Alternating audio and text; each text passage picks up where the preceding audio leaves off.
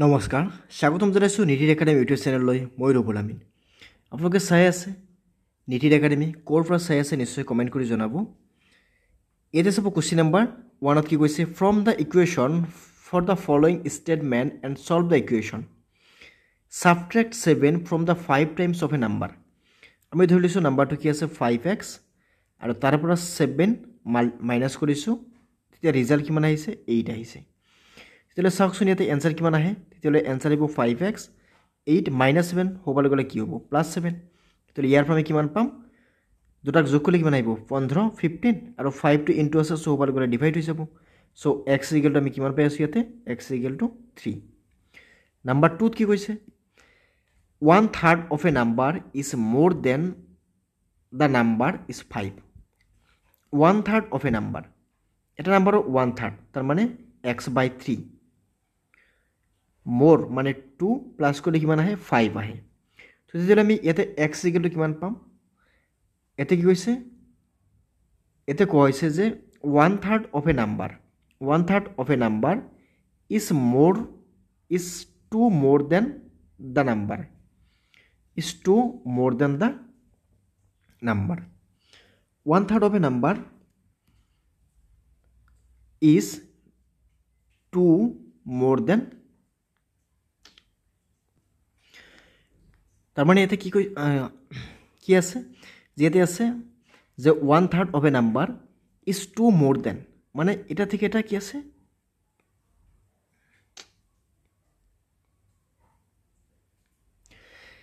number 2 কি আছে number 2 আছে এখানে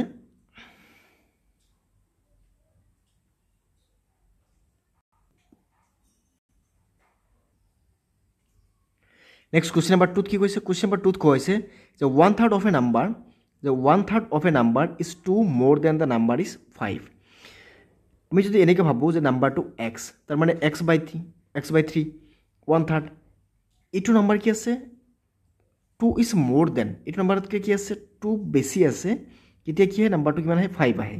যে 1/3 of a number is 2 more মানে 2 more মানে এটো নাম্বার 2 আমি মাইনাস কৰিলে কি পাম তেতিয়ালে 5 পাম তো সোয়া তেতিয়ালে কি আহিব x/3 এতে -2 হ'বলৈ গলে কি হ'ব 5 + 2 হৈ যাব তেতিয়ালে 5 + 2 কিমান আহিব 7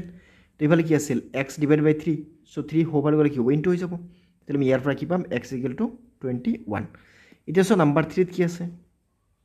নাম্বার 3 তে আছে to get 10 4 is added with 3 times of a number 3 times of a number এটো পাবলৈ কি কৰা হৈছে 4 এড কৰা হৈছে তেতিয়া নাম্বাৰটো পোৱা গৈছে কিমান 10 টু গেট 10 পাবলৈ 4 এড কৰা হৈছে 3 টাইমছ সো 3x সো ইয়াতে 3x ইকুৱেল আমি কি লিখিম 10 প্লাস 4 হ'ব লাগিব -4 তো 10 - 4 মানে কিমান 6 তেতিয়া ইয়াৰ পৰা আমি x ইকুৱেল কিমান পাম 6 3 ইনটু আছে সো হ'ব লাগিব ডিভাইড হৈ যাব তো ইয়াৰ পৰা আমি x ইকুৱেল কিমান পাম 2 নেক্সট আমাৰ কি আছে কোৱেশ্চন নাম্বাৰ 4 কোৱেশ্চন নাম্বাৰ 4 ত কি আছে Jahirul added 6 with a number এটা নাম্বাৰ লগত কি কৰিছে 6 এড কৰিছে and when the sum is divided by 3 আৰু এটো যদি 3 এ ডিভাইড কৰা হয় he get 4 তেতিয়ালে 4 পোৱা যায় তেতিয়ালে সো ইয়াতে আমি x + 6 ৰাখিলো 3 ডিভাইড আছে সো হ'ব গলে ইনটু হৈ যাব সো 3 ইনটু কিমান হ'ব 4 তেতিয়ালে আমি ইয়াৰ পৰা কিমান পাম 3 4 গুণ কিমান 12 তেতিয়ালে x +6 হ'ব গলে কি হ'ব -6 সো 6 ৰ পৰা 12 পৰা 6 গলে কিমান আহিব 6 আহিব নেক্সট আমাৰ ইয়াতে কিমান আছে কোৱেশ্চন নাম্বাৰ 5 ত কি কৈছে when 4 is subtracted মানে 4 মাইনাস কৰা হয় from the 2/3 মানে 2/3 of a number এটা নাম্বাৰ ধৰি লৈছো x ৰ তেতিয়ালে ৰিজাল্ট কিমান পোৱা যায় 7 তেতিয়ালে ইয়াৰ পৰা 2/3 ৰাখি দিয়া x ৰাখি দিয়া -4 হ'ব গলে কি হ'ব +4 তো 7 প্লাস কিমান আহিব 4 তেতিয়ালে আমি ইয়াৰ পৰা কিমান পাম 7 + 4 মানে কিমান 11 এতিয়া সোয়া 3 ডিভাইড হৈ আছে সো হ'বৰ গলে কি হ'ব ইনটু হৈ যাব আৰু 2 কি আছে ইয়াতে ইনটু আছে সো হ'বৰ গলে ডিভাইড হৈ যাব হৈ গল তেতিয়ালে এবাৰ মাল্টিপল কৰি দিয়া তো x = কিমান আহিব 3 11 ৰ লগত 3 কৰিলে 33 ডিভাইডেড বাই 2 হৈ যাব आंसर নেক্সট আমি চাম কোৱেশ্চন নাম্বাৰ 6 কোৱেশ্চন নাম্বাৰ 6 ত কি আছে 6 times of a number is equal to 24 6 times of a number is equal to 24 তো 6 টাইম এটা নাম্বাৰৰ আমি যদি মাল্টিপল কৰো যে 6 time of a number is equal to 24 এটা নাম্বাৰৰ 6 টাইম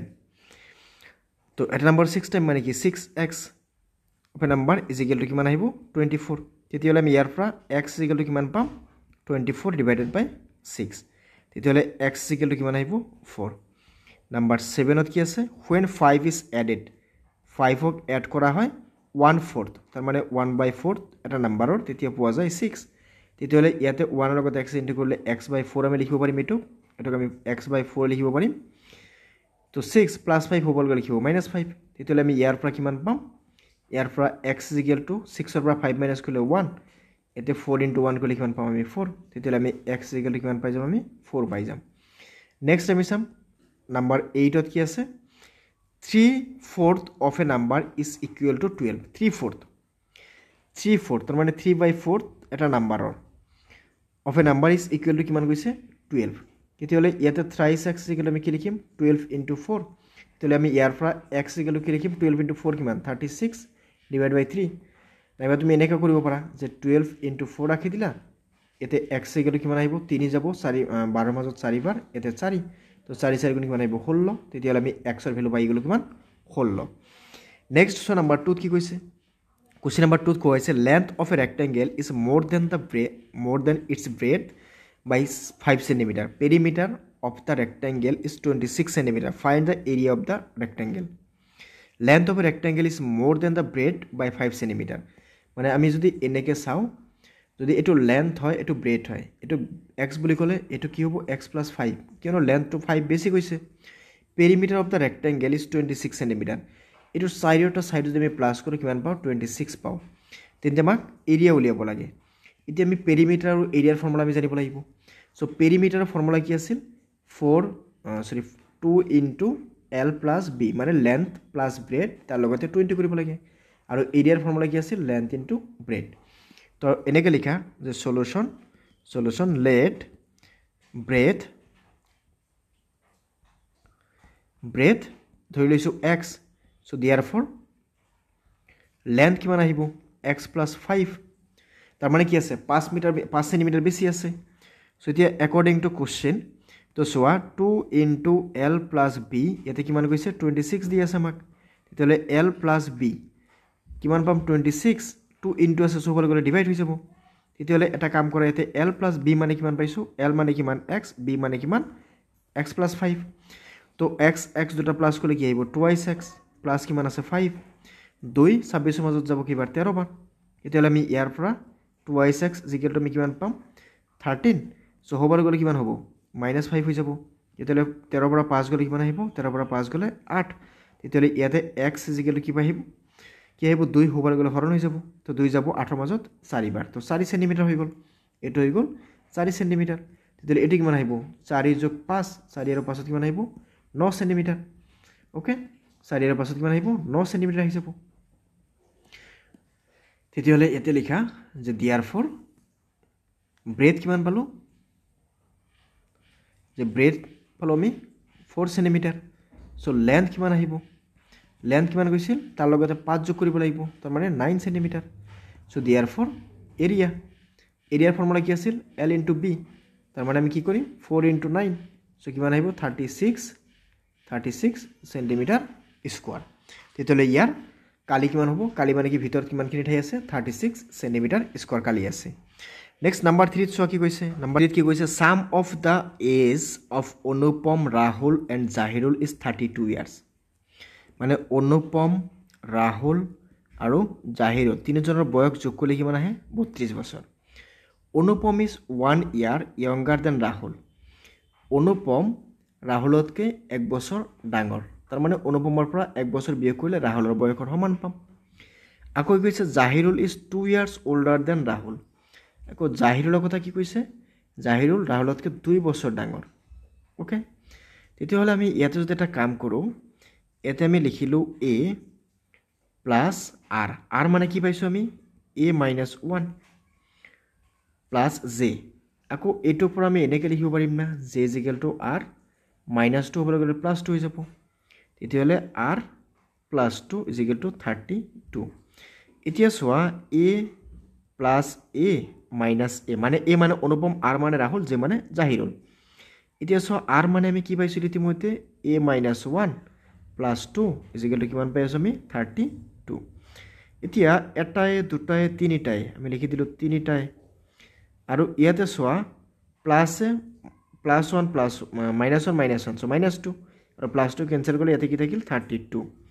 তেতিয়া আমি ইয়াৰ পৰা a is equal to কি পাই আছো 32 divided by 3 তো 32 divided by 3 ওকে তেতিয়া হলে আমি প্ৰথমে পাই গলো যে এৰ বয়স কিমান এ মানে কাৰ অনুপমৰ বয়স কিমান নেক্সট দ্বিতীয়তে কি আছে দ্বিতীয়তে আমি উলিয়াব গলে কি আছে দ্বিতীয়তে সাপোজ জাহিৰৰ এজ উলিয়াম তৃতীয়লে ইয়াতে বা ৰাহুলৰ এজ উলিয়াম ৰাহুলৰ এজৰ কাৰণে কি আছিল রাহুল তো সো রাহুল মানে কি আছিল a - 1 তৃতীয়লে a মানে ইয়াতে আমি কিমান পাই আছো a মানে আমি পাই আছো ইয়াতে 32 divided by 3 - 1 এটুক মাইনাস কৰিব গলে আমি কি লিখিব লাগে 3 লিখিব লাগে ইয়াতে 32 আৰু 3 লগত 1 পূৰণ কৰি 3 তো ইয়াতে 29 বাই আমি 3 পাই যাম নেক্সট আমাৰ উলিয়াব লাগে কাৰ বয়স নেক্সট জাহিৰৰ কাৰণে কি আছিল j is equal to কি আছিল r plus 2 তো r মানে আমি কিমান পাই আছো এতে r মানে কিমান পাই আছো এতে r মানে পাই আছো আমি 29 বাই 3 এতে কিমান আছে প্লাস 2 তাহলে আমি গোটেই কেইটা প্লাস কৰিলে কি আহিব 3 আহিব আৰু ইয়াতে 29 আৰু ইয়াতে 3 দুগুণ কিমান আহিব 6 আমি প্লাস কৰিলে আমি ইয়াতে কি পাম এতে দুটা প্লাস কৰিলে আমি পাম 35 divided by 3 এতিয়া সোয়া প্ৰত্যেকৰে বয়স ইয়াতে কি আছে ভগ্নাংশত আহি আছে তো আমি এটা কাম কৰো এই গোটেইখিনি প্লাস কৰি সোয়াচোন 32 আহে না নাই সোয়া ইয়াতে কি আছে এটা আছে কিমান 32 by 3 এটাত কিমান আছে 29 by 3 এটাত কিমান আছে ইয়াতে 35 by 3 সো সব কটা মিলি যদি আমি এটা 3 লিখি দিও আৰু এই কেটা প্লাস কৰিলে আমি কিমান পাম 35 29 আৰু এটা সিমান 32 তো 35 ইয়াতে 5 আৰু 9 প্লাস কৰিলে 14 আৰু 2 প্লাস কৰিলে 16 और 6 আতো থাকিল 1 3 আৰু 3 6 একত 3 আৰু 3 6 আৰু ইয়াতে 2 8 আৰু একত কিমান আহিব 9 96 96 যদি আমি 96 যদি আমি 3 ৰে হৰণ কৰো 3 যাব 3 বাৰ 3 যাব 2 বাৰ 32 বছৰ তো আমি এনসাৰটো এনেকুৱা পালো এটা কোশ্চেন যেনেকৈ দিয়া আছে কোশ্চেনটো ইমান স্ট্যান্ডাৰ্ড দিয়া নাই কিন্তু আমাৰ এনসারটো এটিয়ে হ'ব হা সো নেক্সট আমি সাম কোশ্চেন নাম্বার যেটো আমাক দিয়া আছে কোশ্চেন নাম্বার 4 কোশ্চেন নাম্বার 4 ত আমাক কি দিয়া আছে কোশ্চেন নাম্বার 4 ত দিয়া আছে যে ইয়াতে কি কৈছে যে এতে কি আছে যে as of Anjan's গ্ৰান্ডফাদাৰ is 72 years অঞ্জনৰ গ্ৰান্ডফাদাৰৰ বয়স কিমান আছে 72 years age of grandfather is